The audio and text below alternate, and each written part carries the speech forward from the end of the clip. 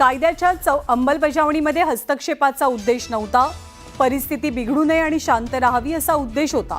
सोलापूरमधल्या viral video संदर्भात अजितदादांचं स्पष्टीकरण. सोलापूर प्रकरणी रोहित पवारांकडून अजितदादांची पाठराखण, तर अंजना कृष्णांच्या UPSC मधल्या नियुक्तीची चौकशी करण्याची अमोल मिटकरींची मागणी. कोर्टात खेचणाऱ्या मिटकरींना दमानियांचा इशारा. शरद पवार मतं आमची घेतात आणि पाठिंबा जरांगींना देतात. बारामतीमध्ये ओबीसींचा मोर्चा काढत लक्ष्मण हाकेंचा थेट शरद पवारांवरतीच हल्लाबोल. मराठ्यांना मराठा म्हणून आरक्षण द्या, ओबीसीतना आरक्षण देऊन हा प्रश्न सुटणारा नाही. नागपूरमध्ये मुख्यमंत्र्यांची भेट घेत मुधोजी राजेंनी दिलं निवेदन.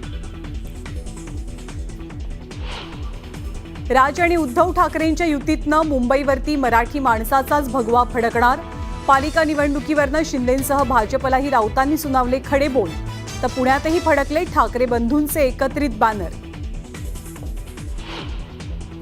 लाडक्या बहिणींना लवकरच 2100 रुपये देणार. लाडक्या बहिणींना दिलेलं आश्वासन 5 वर्षात पूर्ण करणार. महिला आणि बालविकास मंत्री अदिती तटकरेंचं वक्तव्य. राज्यात अतिवृष्टीमुळे 29 जिल्ह्यात शेतीचं मोठं नुकसान. तब्बल 14,44,000 हेक्टर क्षेत्र बाधित. नुकसानग्रस्त शेतकऱ्यांना तातडीनं मदत देणार असल्याची कृषी मंत्र्यांची माहिती. कोल्हापुरात हृदयविकाराच्या झटक्यानं 10 वर्षीय चिमुकल्याचा मृत्यू. खेळता खेळता अचानक आईच्या कुशीत शिरला आणि आईच्या कुशीतच सोडला जीव. शिल्पा शेट्टी आणि पती राज कुंद्रा विरोधात लुकआउट नोटीस जारी होणार असल्याची सूत्रांची माहिती. 60 कोटी रुपयांच्या फसवणूक प्रकरणी दोघांच्या अडचणी वाढण्याची शक्यता. आणि बाप्पाला निरोप देण्यासाठी सोयीसुविधांसह मुंबई पालिका सुसज्ज. गणेश विसर्जनासाठी 70 नैसर्गिक स्थळं तर 290 कृत्रिम तलाव उपलब्ध. विसर्जन मिरवणुकांसाठी पुणेही सज्ज.